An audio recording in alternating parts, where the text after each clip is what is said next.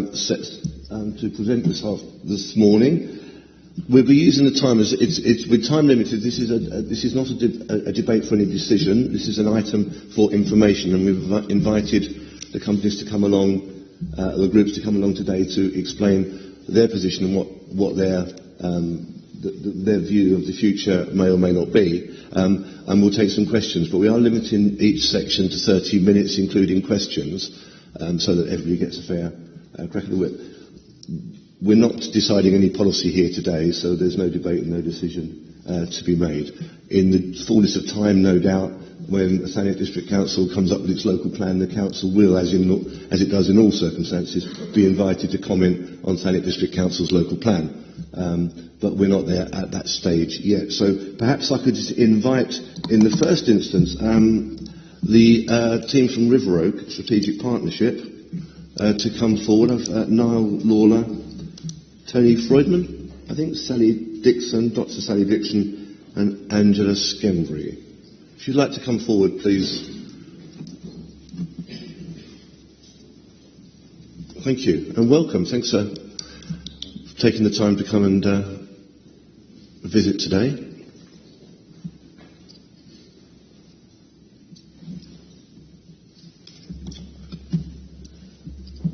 There's a small mic on button by your microphones when you see it. If you could push that when you want to speak, and turn it off when you're not speaking, because you may cut somebody else out. And as I say, we'll start the presentations. We'll start the timer in a second, and then after the presentations, I'll invite committee members to pose any questions that they might have on the content of the presentation. Hang on. Yeah. We're just trying to get the clock up. We can see it, nobody else can. All right. We leave the one behind, don't we?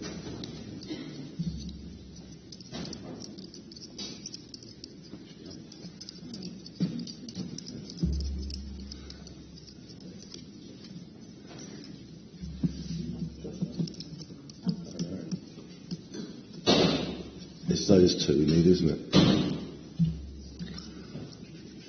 We have the technology, I'm sure.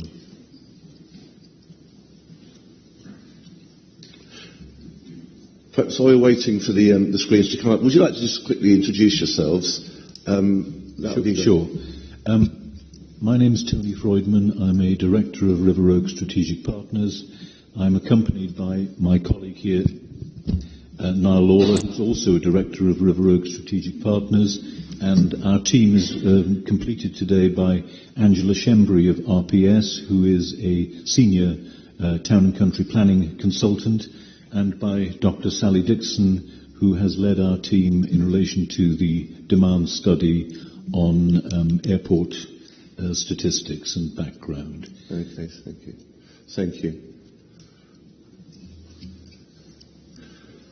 Who are we working there?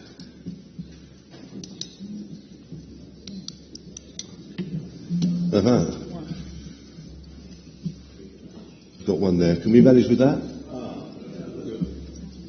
Yep, there we go. Okay, if we'd like to start the clock, as they say, and start the presentation. Thank you very much. Thank you for giving us this opportunity today. I just want to say something quickly about the first slide and about the context. First of all, much of what we heard in that excellent Locating Kent presentation a few minutes ago, we would say applies to the airport and to its prospects, because all the locational advantages, transport links and so on, are very strong underpinning elements as far as the airport's potential is concerned, as are the skills, because ironically, because of the airport's history as an airport over the years, there are an awful lot of skills in East Kent in particular, but throughout Kent, which will be relevant to the airport's development. So thank you for that. It's an interesting link to what we're saying. And one further point on the slide you see in front of you, one of the points that we get asked to deal with regularly is well, the airport never worked before, so how are you so certain it'll work this time? Well, the answer to that is, look at the amount of infrastructure that is shown on that slide. The airport currently is, you could categorize it as a long runway with a few random pieces of concrete here and there, most of which are not to regulation. And previous owners, for whatever reason, chose never to invest in the airport's on-site infrastructure.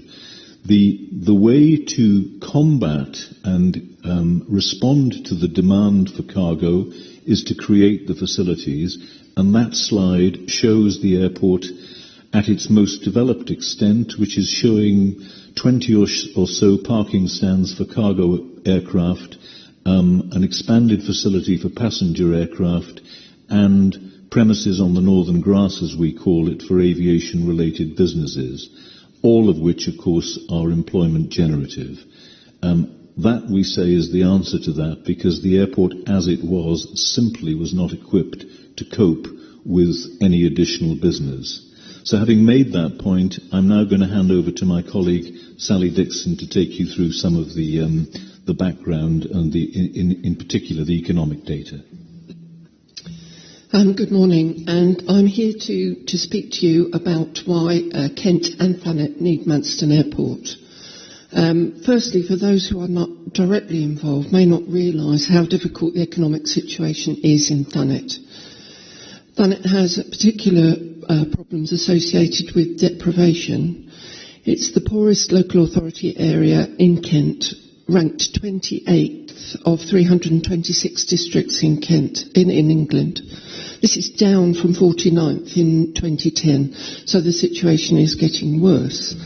Cliftonville West is the fourth most deprived area of 32,844 in England, and Margate Central is ranked 21st. In terms of child poverty, Thanet has the second highest percentage of children living in poverty in the South East region. Newington Ward in Ramsgate has 46.8%, nearly half of all children living in poverty. Unemployment in Thanet is higher than any other East Kent district, higher than Kent as a whole, and higher than the South East overall. Thanet's rate of unemployment is around 3.4% compared to 1.7 for Kent and 1.9 for Great Britain. And when you compare that to somewhere like Sevenoaks, whose rate is 0.7%, it is quite high. And the situation is particularly bad for young people. Thanet has the highest 18 to 24-year-old unemployment rate in the whole of the South East at 5.6%. Employment participation is lower than Thanet, lower than the South East, and lower than Great Britain. Thanet has less than half the population aged 16 and over employed, whereas the South East figure is 61.1% and 57.6% for Great Britain. Productivity in Thanet is around 80% that of the Kent average. The link between productivity and wages mean that organisations will have to step up their productivity if wage levels are to rise sufficiently to increase the quality of life within the district. In 2016, the GVA per capita in Thanet was only 63% of the county's average. So this slide shows the job creation based on the forecast for aircraft movements at Manston Airport under River Oaks plans. The slide shows the number of direct, indirect, induced and catalytic jobs, which total by year 20 of the operation of the airport some 30,000 jobs created. So just to explain what these categories of job mean, direct jobs are the on-site and airport operator related jobs. These include the airport operator, the airlines, air traffic control, ground handlers, security, aircraft maintenance, etc. Indirect jobs are those in the supply chain in industries such as catering, fuel, travel agents, accountants, lawyers, etc. The induced category covers jobs right throughout the economy which are created by the spending in the first two categories. So these cover any type of jobs, including retail, restaurants, childcare, and many more. Now, the catalytic jobs in the last column are the jobs that these are not necessarily local jobs, whereas the other categories are much more likely to be Kent-based. So these are national figures, and they're supported by the operation of an airport in a number of ways. Through trade, air transport provides connections to export markets for both goods and services. Secondly, through investment.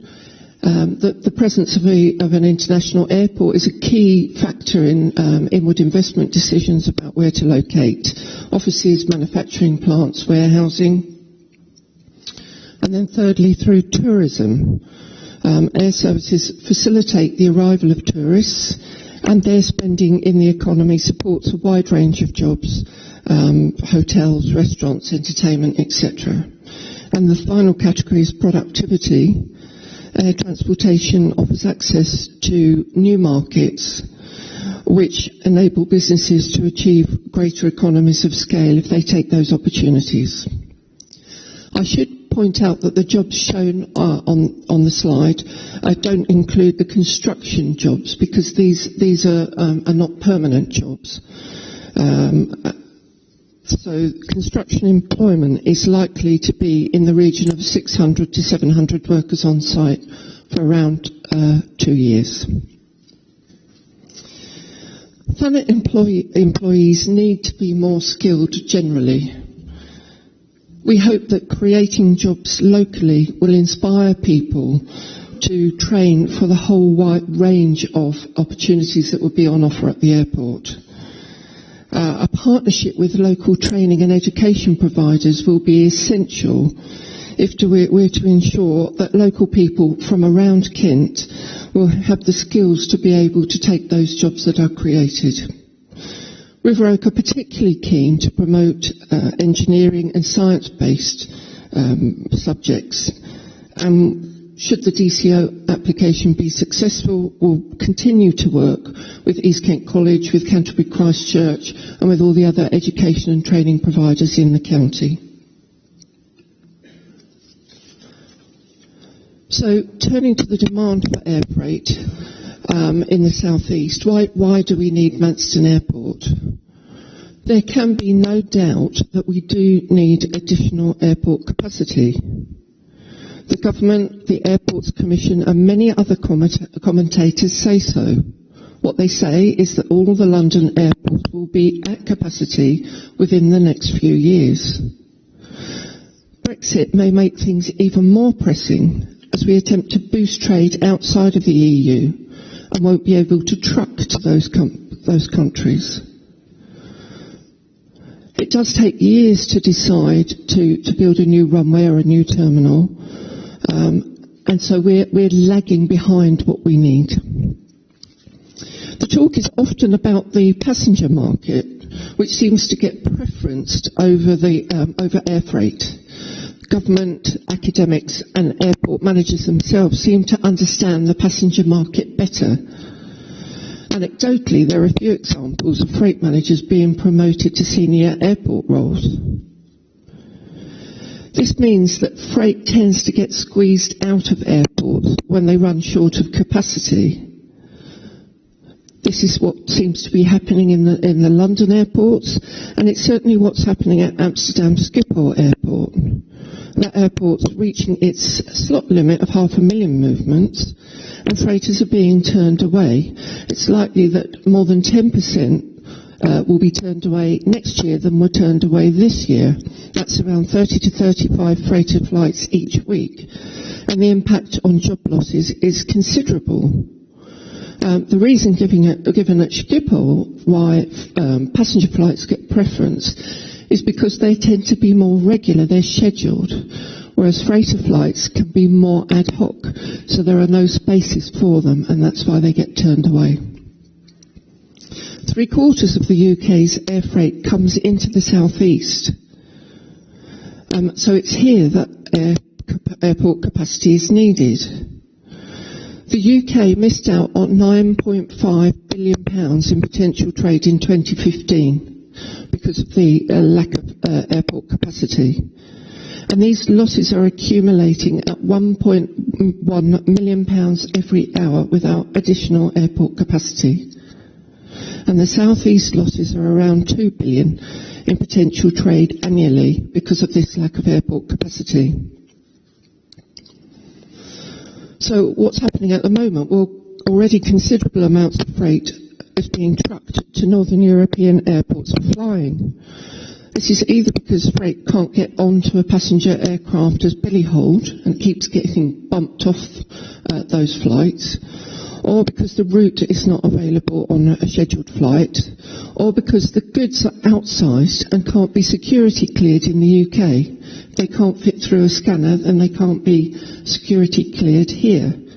And we are told that between 30 and 120 trucks are dispatched from Swissport, Manchester and Heathrow every day for security checking of outsized freight. If this situation is repeated at other airports, the number of truck movements per year involved is substantial, potentially in the region of 50,000 movements per year. This additional trucking has huge cost to industry, calculated to be in the region of 4.16 million by 2050 without any additional airport capacity, and the loss in user time is something like £378 million per year. But figures are difficult to calculate, and they may be indeed a great deal higher. And if border crossings become slower after Brexit, this will add to the problem. I'll hand over to Angela.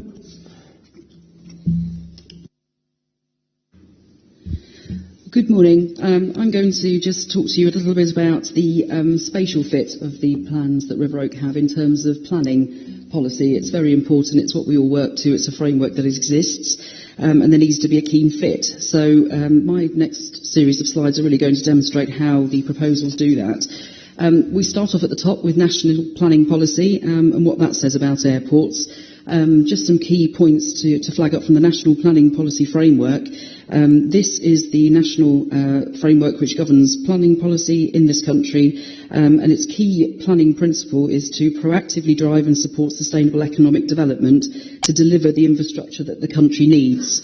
Infrastructure can include airports, and in that sense, what it does tell local planning authorities to do is to provide strategies for the provision of viable infrastructure necessary to support strategies for the growth of airports. So there's a common theme coming through. When it comes to local plans, spatial planning, plans need to take account of their growth. And also there is a further sort of framework which is called the Government Framework for UK Aviation, which is a bit more detailed in terms of what the government's policy is in relation to aviation.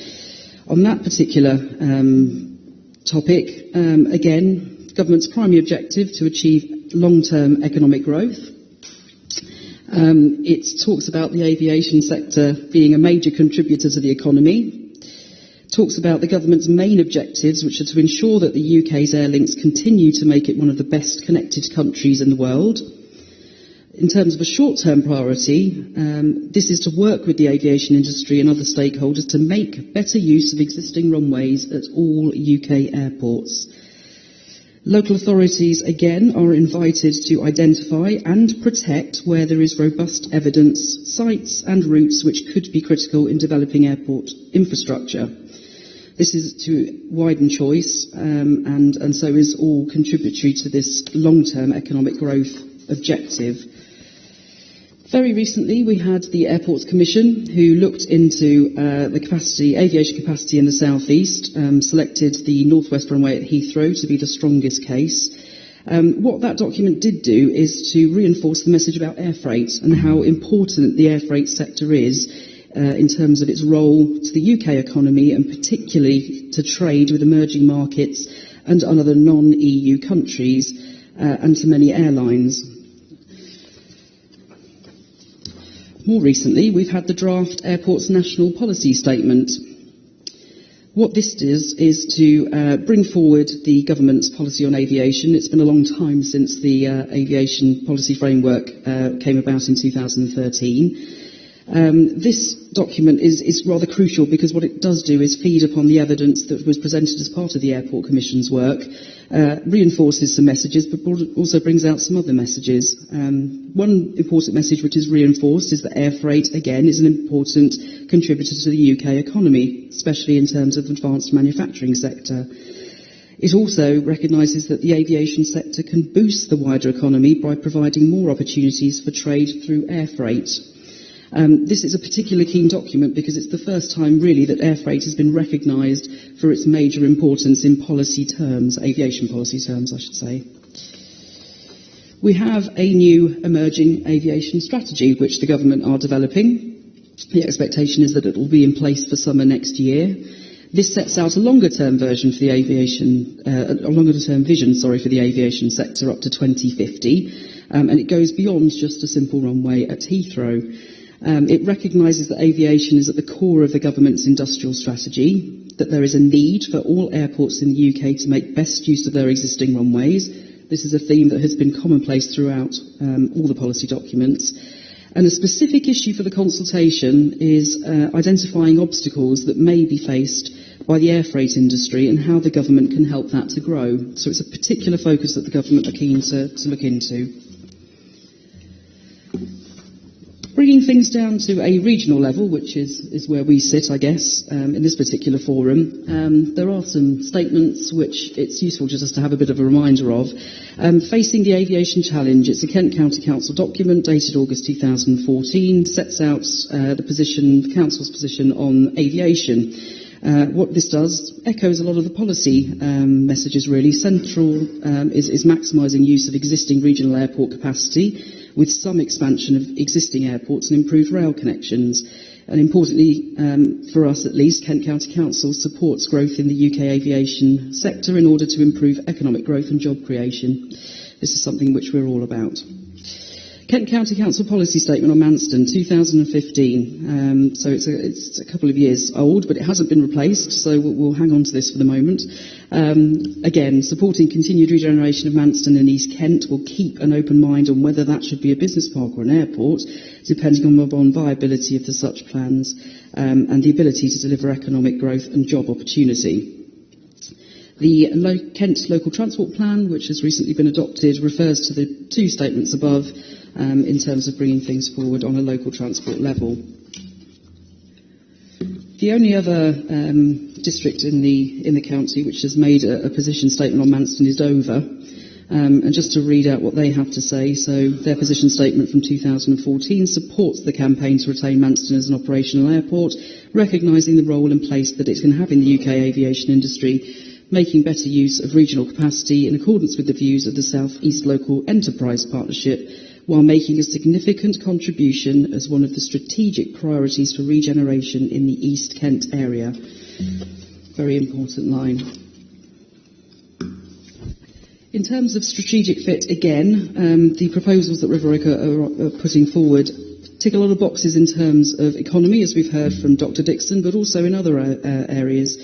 Tourism, for example. Thanet District Council has a destinations management plan which sets out objectives to make more of East Kent's location, including its proximity and connectivity to London and Europe, market opportunities and options to stimulate growth in the area and investment. So these proposals will fit rather nicely with those objectives. In terms of economy, they have three documents: the Economic Growth Strategy, Corporate Plan and a Vision for Kent, which is all about growing the economy for Kent, harnessing opportunities that reopening Manston Airport will do, and building up on the Council's aspiration to grow the local economy so that Thanet can thrive. There's three key priorities in terms of the Corporate Plan for Thanet. One, to promote inward investment and job creation. Two, to accelerate growth and achieve greater economic prosperity for the district. And three, to work with partners in the education sector and in industry to ensure the right skills, infrastructure and plans are in place. And we would say that reopening Manston would achieve all those very important objectives. Very quickly, I'd like to just point out that we have been in front of an inspector to talk about the airport, slightly different scheme, but what was rather helpful from the inspector's decision, which came out earlier this year, was a reinforcement of the policy importance of safeguarding airports and making best use of runway capacity. This is consistent with national planning and government aviation policy, and something which the inspector flagged up as being particularly important. It recognised that Thanet District Council's local plan is obviously in its very early stages, subject to various outstanding objections, and we all are probably quite familiar with those, but I will talk about that very quickly on the next slide. The inspector recognised that the appellants acquired the site with an aspiration to promote redevelopment for a mixture of non-aviation uses and not to retain it as an airport. Just a reminder, we weren't the appellants, that are the landowners, which are the people you'll be hearing from next. And really that granting permission for non-aviation uses would undermine the current policy protection afforded to the airport and would be seen as setting a precedent. So again, a warning about how using it for non-aviation uses is actually contrary to policy. We are in a position with Thanet District Council at the moment where they're looking at the airport and deciding what to do with it, creating an evidence base and coming forward with their policy. The current suggestion is to allocate it for a new settlement of up to 2,500 dwellings with a mixture of uses. There will be some employment use, but predominantly a residential base. Just a few things to flag up with that local plan, and we're observing the situation very carefully. We have, and others have, significant number, there are unresolved objections towards the approach being taken towards Manston Airport in that local plan. Concerns about whether the local plan is actually based on adequate, up-to-date and relevant evidence. There are failings, we believe, and Dover District Council have written in specifically in terms of a duty to cooperate. It's a test that needs to be satisfied with the local authorities. Concerns about the approach being taken on Manston Airport in the sense that it fails to properly take account of national policy and government aviation policy on airports. It's a major concern. There are also concerns that the messages that have been reinforced by the inspector's decision on the Lothian Shelf appeal have not been properly addressed and are being ignored, something that we're very keen to remind them of. And significant concerns about the emerging housing strategy, which favours this new settlement on the airport site, and we question whether that's actually deliverable. There are some other issues associated with the local plan in terms of how it actually achieves the objectives of the corporate plan and the economic growth strategy. We highlighted what those objectives were earlier, and it's very difficult to understand how they do that with the current basis for what's proposed on Manston Airport.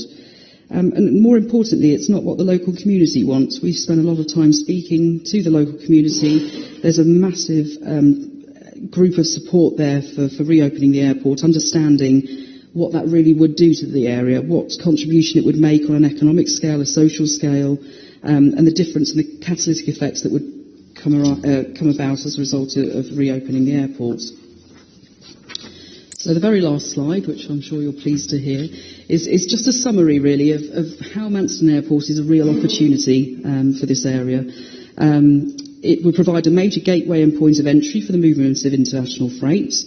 It would offer global connections via a major hub for passengers and business. The airport would be an essential catalyst in regenerating the local area. Significant potential to develop it into a regional airport and thereby becoming one of the largest single generators of economic activity in the county. East Kent is an area of opportunity. Manston Airport is a serious opportunity, especially for Thanet and its economy going forward. The airport is an economic asset. It has the capacity to promote significant employment growth. Two key messages that we believe are worth pointing out, and if we don't safeguard the airport, the belief is that this would be harmful to its potential future, contrary to national policy and aviation policy objectives, and support growth of the aviation market. So real concerns that won't be achieved. And to not plan for an aviation future at the airport would be ignoring a potential major opportunity, would stifle an important growth of the economy, and again, just to reinforce contrary to national, regional and local policy. So it's a real opportunity within this county that we believe should be harnessed by way of reopening the airport. Thank you. Thank you, Angela. Chairman, with 4 minutes left. Well, thank you for that. I won't say anything now because we've got to crack on. We've got 4 minutes. I've got 4 names down at the moment of members that have indicated to ask a question. I'll start with Mr. Chittenden. Thank you, Chairman. I'll stick to 2 questions. I'm trying to work out what difference that an airport at Manston, and I'm not either for or against it, to be quite honest. I see the pros and cons. What difference is it going to make to lorries on our roads? We have major problems on the M20 and M2. Literally, they trundle off day in, day out, night in, night out. I don't see the difference it's going to make those ones that decide to fly in, because it's still going to have to be straight onto lorries and straight up our motorways, unless we have some sort of freight interchange arrangement that ties in. I'm just wondering what your thoughts are on that. Second question. We just heard that the government has pulled at the moment the lorry park at near Folkestone. Now, Manston is our reserve, and certainly I don't think anybody, us or the government, are going to want anything at Manston until we've got a lorry park, because otherwise we'll have the chaos that we had a year or 2 back, and it was absolute chaos. And I'm just wondering how you feel about that, and whether you think that will affect any timing of what's going to happen if you take on the project in the future. Thank you, Chairman. Thank you. I'll be quick, conscious of the time. As regards the lorry park, we hear what you say. It's clearly a problem, and Brexit may make it worse. Having said that, how the local community in Manston and in Thanet will react to 4,000 lorries coming to be parked overnight at the airport on a regular basis is anyone's guess. For us, it makes no strategic sense at all. And as a trade-off, we say it's much more important to use this as an airport. On the trucking numbers, if I give you a sense of the volume, because I think that's quite important, we in our work have been, as we have to, quite rightly, we've worked to worst-case scenarios, in other words, the heaviest traffic. And what this shows, to give you a feeling, is on Spitfire Way, in the year 2039, when I'm sure we'll all still be here debating this, the eastbound, this is the peak hour, eastbound traffic trucks will be 36 and westbound will be 29. If the airport is developed to the extent that we intend, the eastbound will rise from 36 to 48 in that peak hour, and the westbound will rise from 29 to 43. So the percentage change, eastbound is 33% up, westbound is 48% up. And the other part of the answer, of course, is that when the DCO, when the conditions and the requirements attached to the DCO come to be decided, the inspector will have the power to oblige road improvement work to be done. Thank you. I'd like to get 2 in. I'd like to take Mrs. Binks first, and then Mrs. Constance's, if you can really keep it very short. So if we can get those 2 done, then we'll be good, because we've got 40 seconds left. Yep. Thank you, Chair. I'll make it very quick then. It's something that's interested me. I grew up underneath the flight path when the Americans were there, and it annoys the hell out of me that I still have planes coming over, but I don't know that we don't get a penny out of it because they're all going to Heathrow or Gatwick. But my question is, if this is predominantly going to be cargo-based, do you actually need Parkway Station? Probably not. I mean, the answer is more of a financial one. To justify the cost of a Parkway Station, you need a significant passenger footfall, and if it's predominantly cargo, and if you've seen our numbers, you'll see we're saying 1.5 million passengers maximum, which is good for us, but isn't enough to justify the cost of a parkway. Take one more, and I'm going to add the time on for the second presentation. I'm going to take one more. Mrs. Constantine. Thank you very much. Just in the interest of balance from the community, there is also a head of steam around not wanting an air cargo hub. That's also very clear. I'm living testament to that. I've been being voted in twice on an anti-air cargo hub ticket. So just to make that clear, I've got a question around is capacity needed? A quick look at East Midlands Airport shows that they describe themselves as having ample room to grow, and that they describe their service as a 24-hour, 7-day-a-week service. I would say East Midlands, poised to grow, is in a better place in the UK to deliver this, not only to the Midlands, but also to the north and to the south. So will, in fact, growth at Manston actually act as displacement from elsewhere? I'd like to raise a further point on the delivery of fuel to Manston Air Cargo Hub.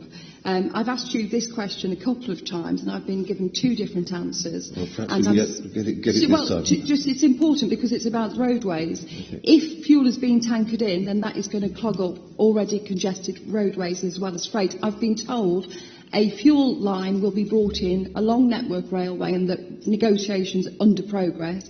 I've also been told that the ink is drying on a contract with Gentex for a fuel farm. I'd just like to know what the answers to those questions are. Thank you. Gentex is clearly shown in our documentation for the DCO as the fuel farm with its own separate discrete access. And then, as far as the rest of the point is concerned, what we say is East Midlands has significant potential for growth.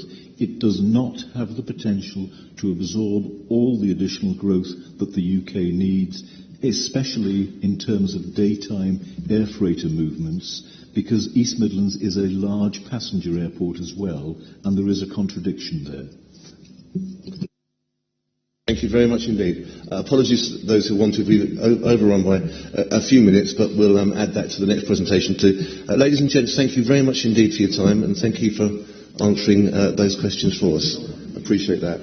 And I'd like to call, if I can please, the representatives from Stonehill Park. That's Paul Barber and Nick Alston, I believe.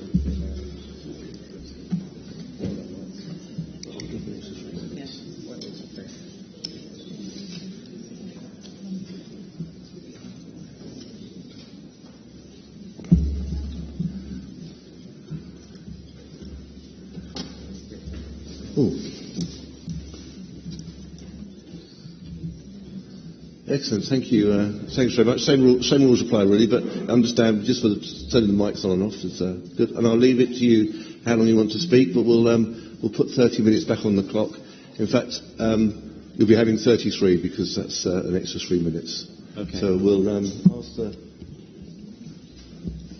ask the man in charge to. Oh, he's put 33 minutes. There we go. Perfect.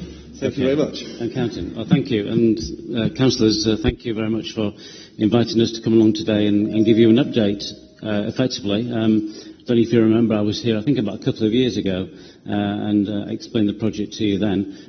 It's not a significantly different project. It's basically a development of the project that we articulated a couple of years ago. And in particular, the latest proposals that we're going to run through with you today follow a period over the last around about 18 months, during which we spent a huge amount of time speaking to local people, local authorities, business groups, potential occupiers, potential investors, basically to make the scheme as good as we possibly can, partly to make it viable. If a project isn't viable, it doesn't happen. That's one thing I've learnt in 37 years of regeneration. Economic development is something that's very easy to talk about and actually quite difficult to deliver. But we've got a good track record of delivery. But the project must be viable, otherwise it doesn't happen. But also, I'm actually a very keen supporter of East Kent. Despite my Yorkshire accent, I live in East Kent. I don't intend ever to leave East Kent. I'm here for the rest of my life. And I think it's a great part of the world, and I think it's got great potential. And we see our proposals for the former airport site as having something that will basically bring future prosperity to Thanet and East Kent that will be truly lasting, and I think that's something that's very important. With me today, on my right, is Nick Alston, who's the director of GVA, which is one of the leading worldwide planning practices, and next to him is Louise Condon, who's the managing partner of York Aviation, who again is a leading organisation in the aviation field. We have appointed people that we feel are the absolute top of their profession to work with us and to give you the benefit of their knowledge today. We're going to run through, as I say, why we, as owners of the site, are not pursuing aviation. That's an obvious thing for us to do, isn't it? We own a former airport. Why aren't we reopening it as an airport, particularly given what we've just heard? But we think there are very good reasons why that is not a good idea. And Louise is going to talk about that, and then Nick is going to talk more about our alternative proposals. Can we move on? Thank you. I think you know where the site is. It's in the heart of Thanet. We think it's a very sustainable location, excellent road access. We're actually very big fans of Thanet Parkway as well. We think that the Parkway station will bring great benefits, not just to Thanet, not just to Stonehill Park, but to East Kent in general. And we've been supporters of the Parkway station from day one and continue to be supporters today. The team behind Stonehill Park is also more or less the same team that's been behind Discovery Park in Sandwich, only 5 miles away. This was bought around about 5 years ago. For every person that said, what a great opportunity, there must be 19 people that said, what have you done? It will never be a success. It's too brave. It's too ambitious. 5 years later, 5 companies have become 150 companies, and 700 jobs have become well over 3,000 jobs. Not just that, but we've got a range of different companies on the site. We're not relying on one sector. If one sector hits the hard times, the whole site will not close. It will be a shame for those companies, but it will not be the end of the world. It won't be the end of Discovery Park. And I think diversifying the range of jobs in East Kent and diversifying the sectors in which they operate is very much crucial to the future of East Kent. So with those words of introduction, can I hand over to Nick, please, to talk about, if you like, the context in which we're designing our proposals. Thanks, Paul. Just to start off with, I'd like to just spend a couple of minutes setting out an overview of the numerous planning processes that are currently running in parallel. First of all, we have a local plan. And there is a draft submission version of the local plan that is currently going through a process of committee and cabinet approvals. That proposes to allocate the site as a new settlement for a minimum of 2,500 homes plus 85,000 square metres of employment and leisure floor space. We anticipate that the final decision made locally to submit this is going to take place in January of next year, with anticipated submission to the Secretary of State for independent examination in March of next year, examination in the summer, and potential adoption by the end of the year. And that will establish the policy position to support our proposals. Now, in parallel with this, we've heard about the DCO application, and I must say we have a number of concerns regarding the application that go to the heart of its acceptability. And we've drawn those to the attention of PINS, and some of the key points are up on the slide before you. Firstly, that the information made available to the public to date hasn't demonstrated why the project actually qualifies as an NSIP. And this relates largely to the capability of the existing airport and the evidence of why the proposal needs to expand the airport by at least 10,000 movements per year, given the current capability. We also have concerns about EIA regulations, concern about the inadequacy of consultation to date, lack of clarity over the identity of the applicant and its financial standing, and concern about its potential to comply with CPO legislation and guidance requirements. Now, the third current planning work stream is our current planning application. As you may be aware, there is a current planning application that seeks hybrid consent for 2,500 homes and 85,000 square metres of employment and leisure development. That remains our live application, but what we want to talk to you about today is an enhanced proposal, which we would like to replace the existing application with early next year. So I'm just going to hand over to Louise before I talk to you about the enhanced master plan to explain the context of why we don't want to bring forward the site as an airport. Good morning. I should say I'm going to be relatively brief and take you through this because I want to give you maximum time for questions. We came on board York Aviation in September, principally because we became very concerned the extent to which the applicants' RSP were relying on our work and misusing it, misrepresenting it as supportive of their proposals. we wanted to make sure that people understood our previous work and how it should be properly used. That work was about assessing the case for a major new hub airport, passenger and freight traffic, to serve London in the context of the Airports Commission work. It was focused on a range of activities, including freighter activities and belly hold.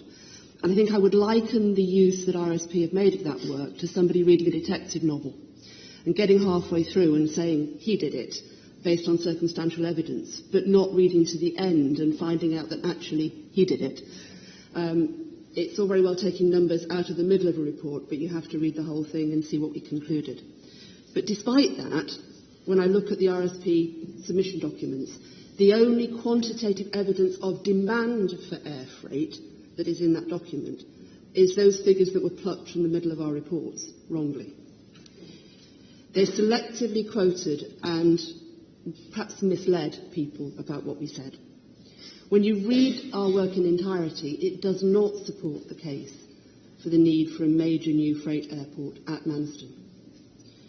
RSP's case is in reality largely circumstantial, and a lot of the reports about the economic benefits, the trade loss to the UK that Ms Dixon talked about earlier, are actually figures about the loss of trade in services caused by lack of passenger capacity. So the reports that they rely on need to be read properly and properly understood, that a lot of the numbers they quote as the circumstantial economic benefits, potentially, that Manston would help address, are actually the consequences of a shortage of passenger capacity at the UK's main hub airport and at other passenger-focused airports in the UK. The information is certainly not relevant to whether there's a need for a new, mainly freight airport in the period 2020 to 2040. When I actually look at the demand projections put forward by RSP in the context of what I would normally expect to see at the many planning inquiries and planning cases I've participated in, there's no transparency there. There's no information about what underpins those projections. So there can be no confidence that they could be delivered or secure viability. Just to put it in context, it's simply not credible that Manston would be the third busiest airport in the UK for pure freighter activity within a year of its opening. The world doesn't work like that. It works incrementally. It sees how things go. It builds on that. So the numbers put forward are just not credible by any shape or form. But most importantly, it's important to understand the economics of the air freight industry. Shippers prefer to use belly hold, other than for very specialist and very niche cargoes, because it's bluntly cheaper. Belly hold capacity is sold at a price per tonne, price per kilo, as a marginal cost, because the bulk of the cost is covered by the passenger activity. So most shippers are looking for belly hold capacity, and where belly hold capacity is available, they will always use it. If they can't use belly hold capacity because it isn't available at the moment at Heathrow, because of shortage of slots for passenger aircraft, which also carry freight, they will truck elsewhere where there is belly hold capacity available, because the incremental cost of that trucking is relatively small in the context of the whole air freight journey. When you look at the UK as a whole, and you'll see the bottom of the two graphs, in fact the top graph shows it as well, belly hold freight is growing, pure freighter activity is declining over the last decade.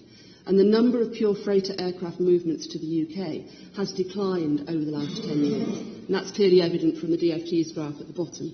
But what's most significant is the latest government aviation forecast published last month say that they expect no growth in pure air freight movements to or from the UK for the next 25, 30 years. No growth expected by DFT. That's despite the strong support that DFT are giving for the importance of air freight in the context of a rounded passenger and freight capacity offer at Heathrow or other airports in the UK. As one of the questions pointed out, that the lady in red jacket there, I didn't catch your name, there's ample spare capacity at other airports like East Midlands and Stansted for such freighter activity as needs to exist.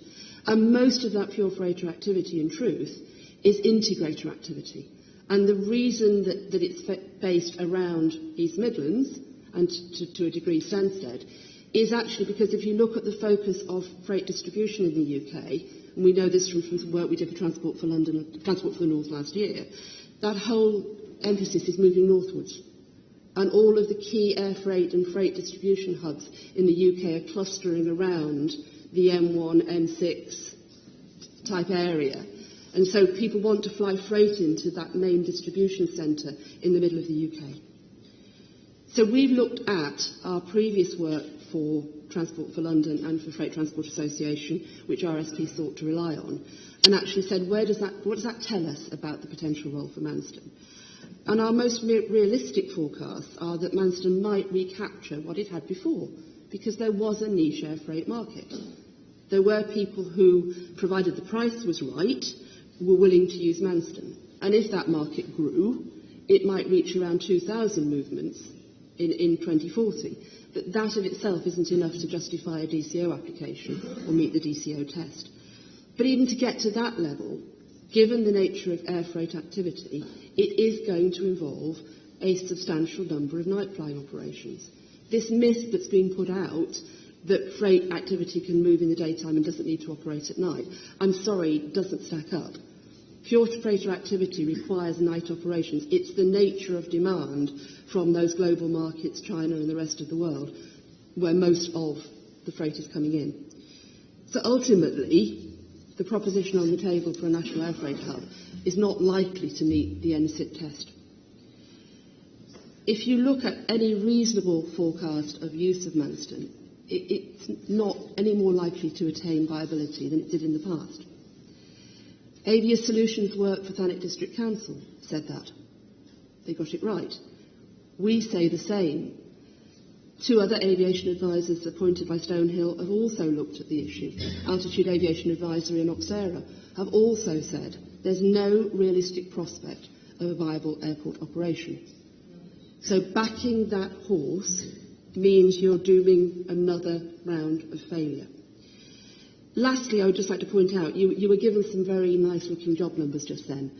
The problem is they were wrongly calculated from global multipliers. They weren't calculated from the impacts in Kent. They were calculated by the multiplier impacts of an aviation activity at a global scale, taking into account buying the aeroplane from Boeing or buying the aeroplane from Airbus in Toulouse. That's not local jobs in Kent.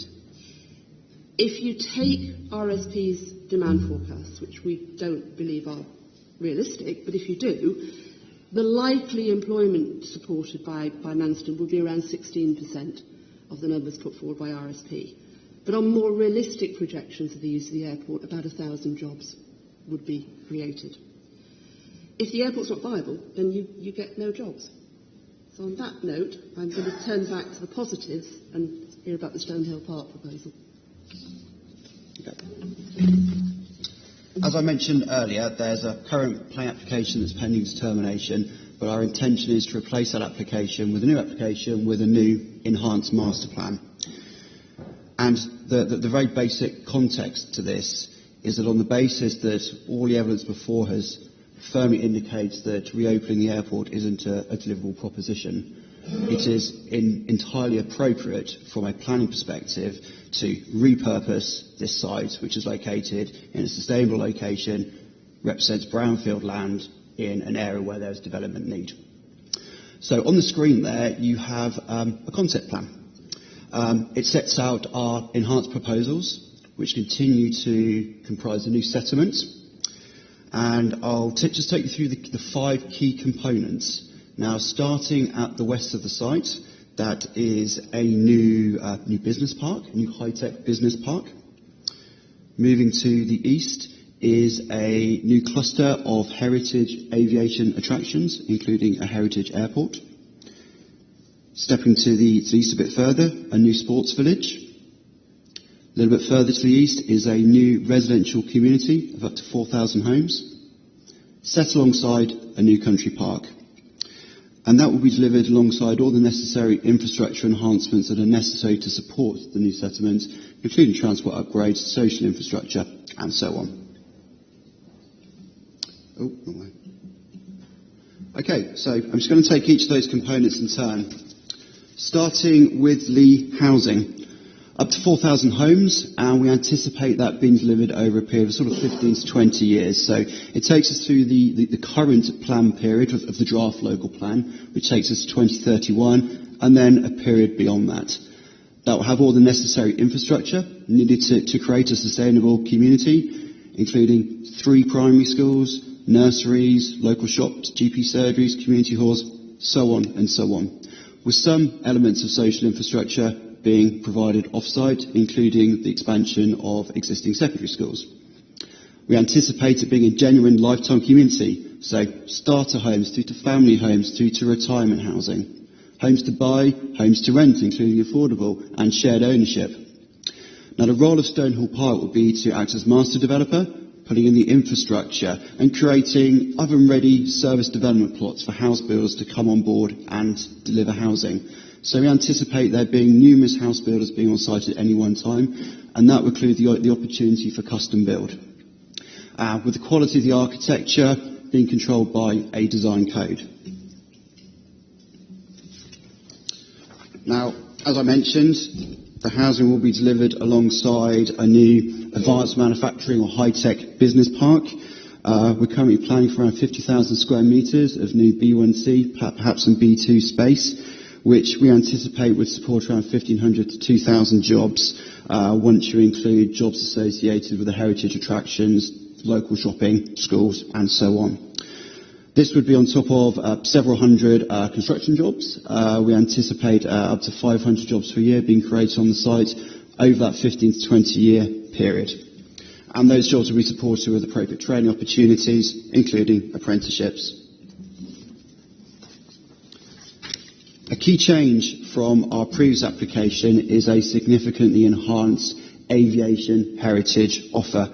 And we've spent a lot of time and energy thinking about how we can enhance the offer that was put out in the previous plan application. So the enhanced plans, first of all, involve moving the existing museums to a new location adjacent to the main runway. And these would be bigger, better, more exciting museums to create a cluster of attractions alongside cafes and other facilities. These would be placed adjacent to the runway on purpose because we intend to reopen the runway and to perform the role of a heritage airport. This would be a niche airport solely for heritage aviation, including vintage, classic airports, which we anticipate would complement those museums. Importantly, this would be creating a very important new visitor attraction for the district. The second key move is the East Kent Sports Village. This will comprise a new 50-metre swimming pool, which will be Kent-only Olympic-sized pool, an inland surf lake, similar to one that's in Snowdonia and is being planned in Bristol, alongside a hotel and all-weather sports pitches and grass pitches to create, again, a second cluster, a second visitor attraction and a second key facility for local residents to take advantage of.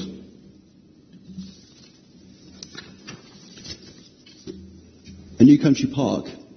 This will be focused around a 30-hectare publicly accessible park, which will include the reuse and repurposing of the eastern part of the runway to create a new, exciting, unique outdoor recreation facility, similar to what is at Tempelhof Airport in Berlin. So a great facility for for residents of this development and existing residents in the local community to enjoy the site. This will be set alongside new woodland, orchards, meadows, allotments, new habitat creation, all the things that create a successful, sustainable new settlement.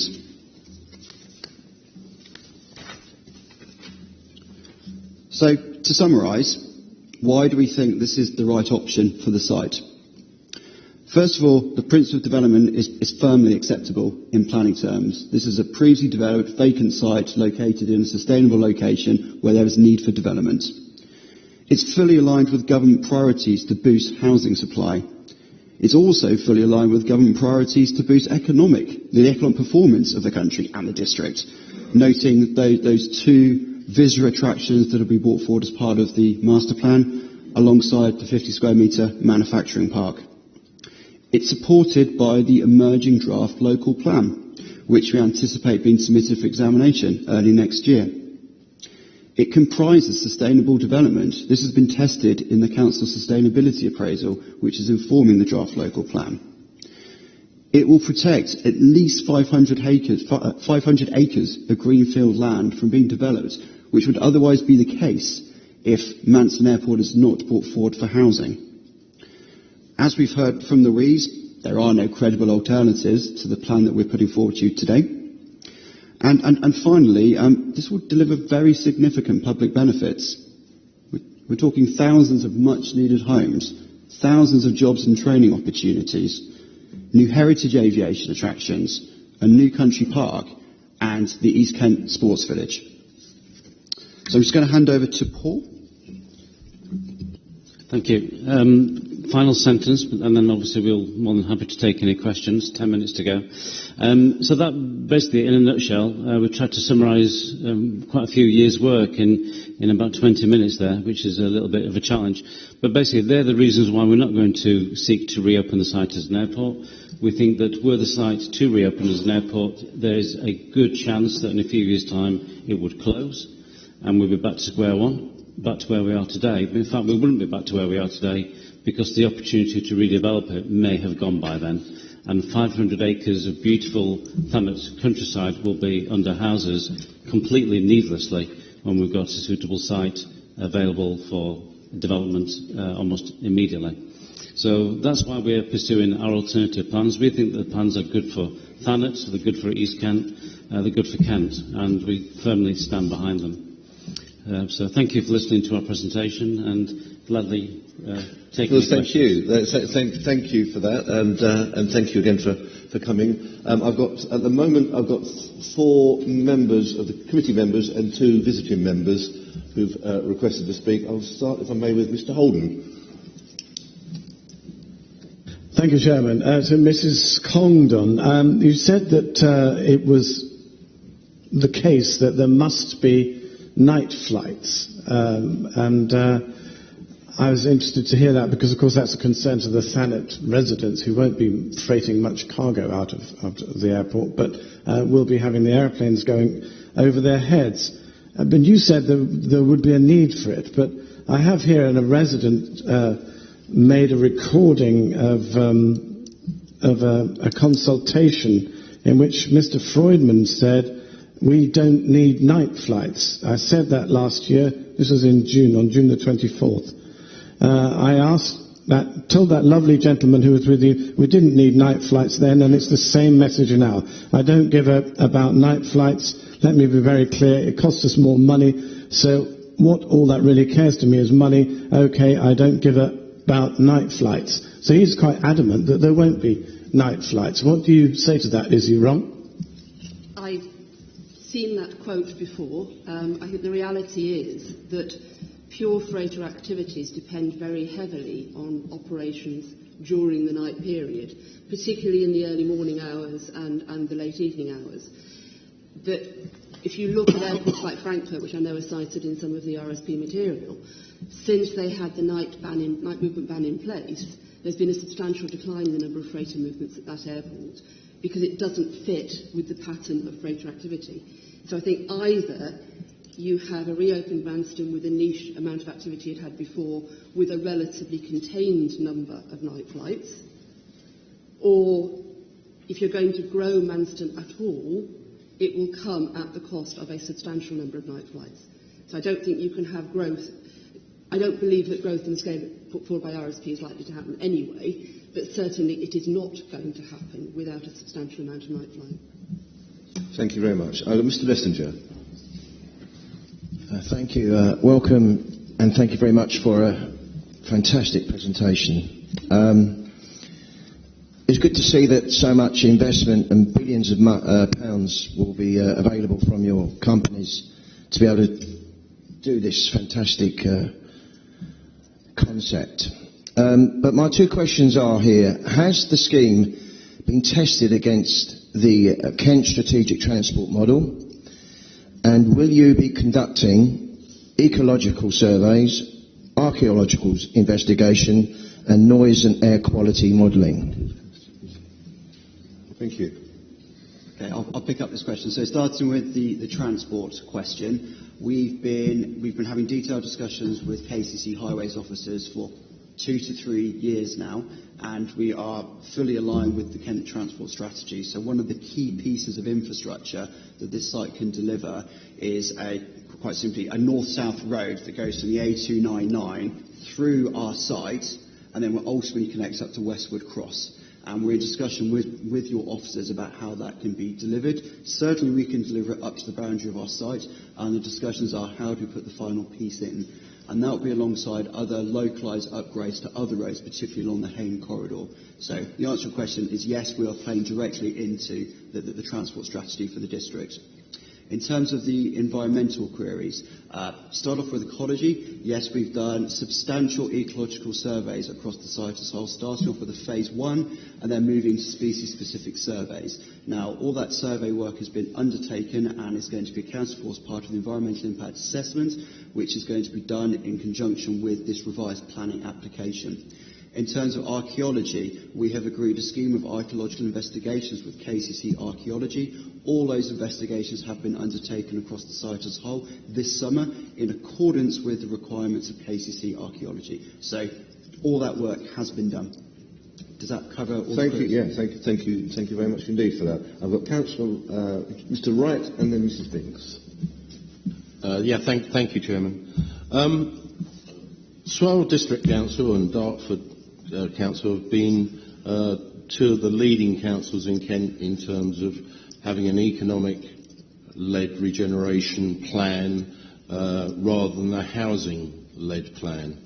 And bearing in mind that Thanet does have significant deprivation in certain areas, this does seem to be a housing-led plan rather than a jobs-led plan. You can always have lots of people come to a housing estate, but actually they need good quality jobs and education to bring an area up. What are your thoughts? I mean, okay, you're going to be building it, but how are you actually going to help the area raise its game so people want to come here?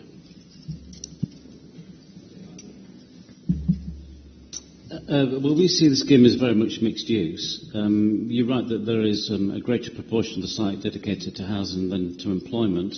I mean, that's partly reflecting the housing needs of Thanet. As you know, in common with lots of local authorities, they have very challenging housing targets to achieve in their local plan. And if they don't, the local plan will not be approved.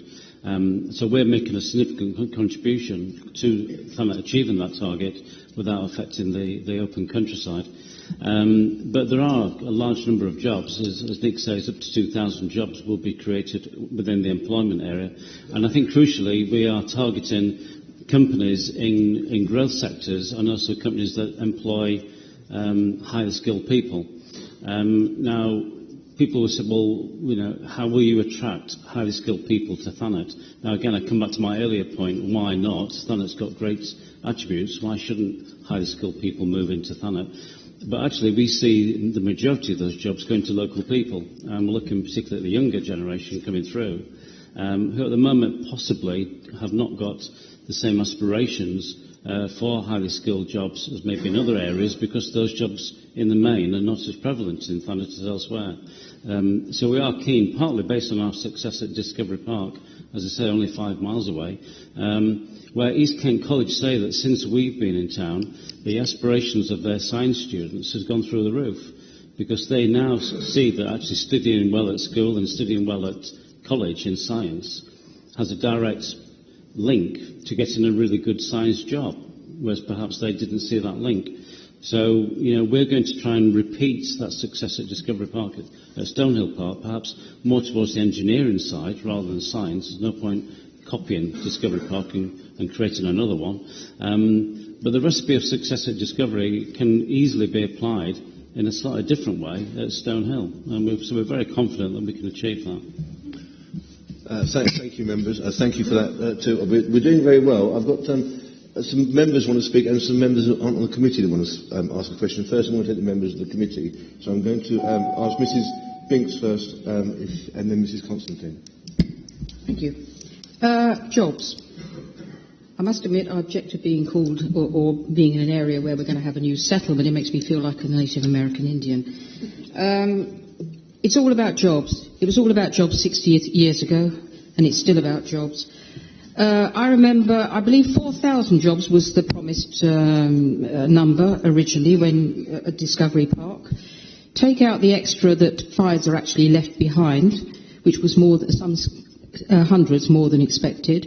Take out the ones that were persuaded to leave places like Pysons Road in Broadstairs due to cheaper deals in Discovery Park. And I'm estimating you probably put on 2,000. Not bad, but in 6 years. But not the 4,000. So for me, it's all about the jobs. And we don't have a housing crisis in Thanet. We have an Mrs. Binks. Sorry. May I just ask this then? Of that 2,000 jobs that you're promising, take out the ones that are necessary for infrastructure because you're going to build there. How many are actual jobs? And I mean high-skilled jobs rather than more catering. Thank you. Okay. Just replying to your question about the company in question, which is Instro Precision, that's moving from Pysons Road to Discovery Park. That is a growing company, an advanced manufacturing company, the sort of company that Thanet needs to hang on to and to attract more of. It had outgrown its current premises. It desperately wanted to stay in Thanet. It had agreed a deal with us to move on to the former airport site, subject to the change of use appeal being successful. And only when the change of use appeal was unsuccessful did it conclude, regrettably, that it couldn't expand in Thanet. The chief executive of Instro did say to the council, show me a 40,000 square foot modern factory in Thanet and I will move into it. And the council couldn't find one. And the only reason why, and they try their best to do that, the council, the only reason why Instro are moving to Discovery Park is that the alternative was to move outside East Kent. So we grabbed them, if that's the right word, at Discovery Park to keep them in East Kent. You know, we're not making any money on that deal. It's a cost-neutral deal. But we just felt that East Kent needs Instro Precisions. Now, the exact number of jobs, like with any forecast, you know, you try your very best to achieve what you can. We're very proud of our achievements at Discovery Park. We think we've been incredibly successul. We're not resting on our laurels. We're aiming to create another 2,000 jobs on top of what's already there. So it's work in progress. But I can assure you that we will work our socks off to attract every single company that we can, and helping existing companies to expand in the area, but also attract footloose companies from all over the world. We work very closely with Locating Kent and Kent County Council, who have been tremendously supportive of our efforts at Discovery Park. And I'm very, very confident that the forecast that we are stating at Stonehill will be delivered. It won't be delivered tomorrow. We're not forecasting an incredible number of jobs next year. It will take a little bit of time, but we'll certainly put in the hours and the mileage to achieve that. Okay, thank you very much. I must apologise for members who put their hands up and raised. I do apologise. We've run out of time and we're moving on. And forgive me, I took the members of the committee first before I took visiting members. But thank you to those visiting members that came. Thank you again to our guests. Thank you for your presentation. And of course, River Oak, thank you again. And thanks to members of the public for coming along to hearing that. I hope you found it useful.